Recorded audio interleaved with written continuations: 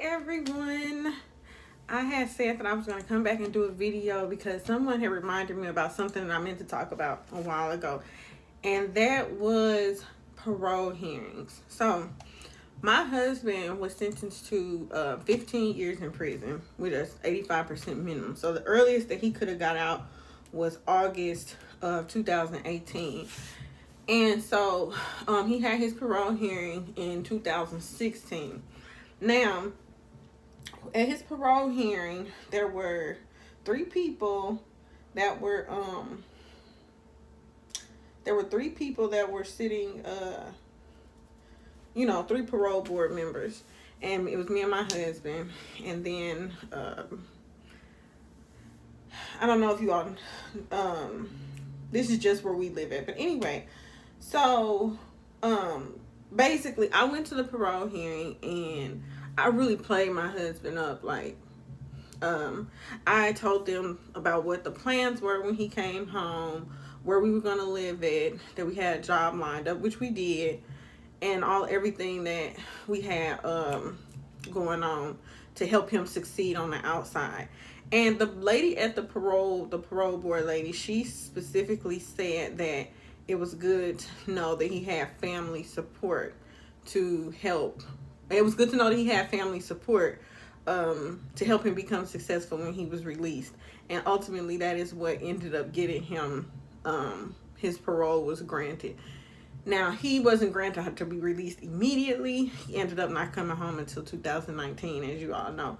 But he could have been held all the way until November of this year, when he would have maxed out.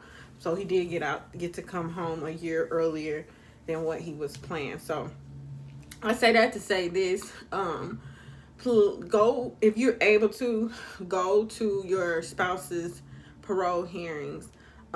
Make sure that you talk to them and let them know, like, okay, well, I have this plan, this, and this set up, and let them know that he has a lot of family support, because that's what ended up being a determining factor for us, and it worked out in our favor. He didn't come home when I wanted him to come home, which would have been August of 2018, but he didn't have to he didn't have to wait all the way until November of 2020 like we thought. And so, hold on one second. Let me get him down here. Bo! We'll get him up here. Can you come here for a second? He's downstairs. I'm upstairs in my little office / guest bedroom. I told y'all I was going to introduce y'all to him. So I'm going to introduce y'all to my husband. We call him Big Bo, or Bo. Call him Big Bo because there's a little Bo who's 25. And then there's Big Bo, my husband. Hold on one second. Here he come. I can hear him walking up the stairs. What's up, man? Come here for a second. All right, hold up. Relax. But yeah, so anyway, that's... Take over your motherfucking chair. You called me up. My chair? No, you're not going to take over my chair. Okay, I had said that I would bring you onto the camera the next time I did a video. What do you have advice about the parole hearings? Parole hearing in regards to what? Like how people can prepare for their parole hearings, like family members. Just write letters, be more in tune with the dates and the time, location, and just stay in contact when it's time, getting close to the time. You saying write letters as far as what? On behalf of the person that's going up for parole. And going to the parole hearing, right? And going to the parole hearing, yes, because there could be a powerful impact of the way you known him, the way he used to carry himself, he or she, be it male or female, going up for parole. And you can say what, like, he or she can showcase like classes that they did, stuff they did to better themselves, and you can talk about the progress they've made. What you don't want to do is try to make excuses for whatever they in prison for. You don't want to just sit there and be like, well, it wasn't his fault or her fault, or try to justify whatever. Just stick to, well, he's or she has made better decisions in life and is doing this and this to better themselves. And you want to show your guilt or admit up to it. You want to show redemption. You want to have your like paperwork for us, the class you've taken over the years all together. Because I've taken classes over the years and I couldn't even present them.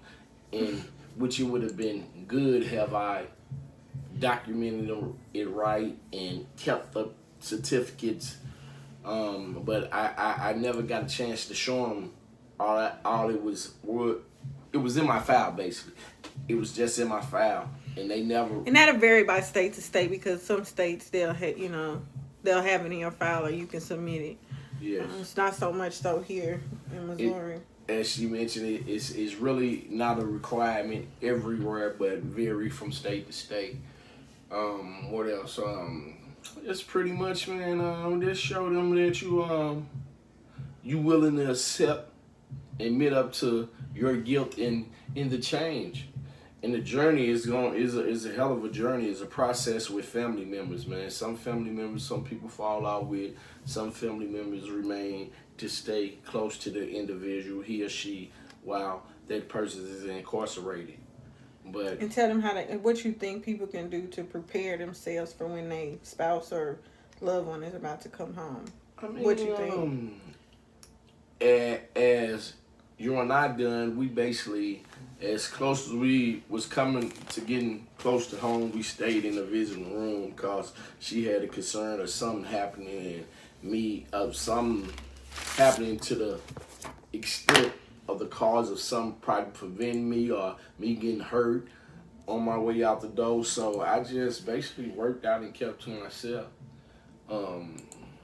And on the home front, trying to make sure that it's stable at home, try to have the living situation showing stability before they come home because they're going to need a stable place to stay. And that's the number one thing, because if they come home with a shaky foundation and no real stability, that could be one of the first things that'll kind of to add on to that, as she mentioned, basically a solid foundation and a supportive cast, be it your son, your mother, your kids, grandmother, cousin, whoever that might be, your supporting cast to lift you up and want to see you do better and want better in life for yourself, period.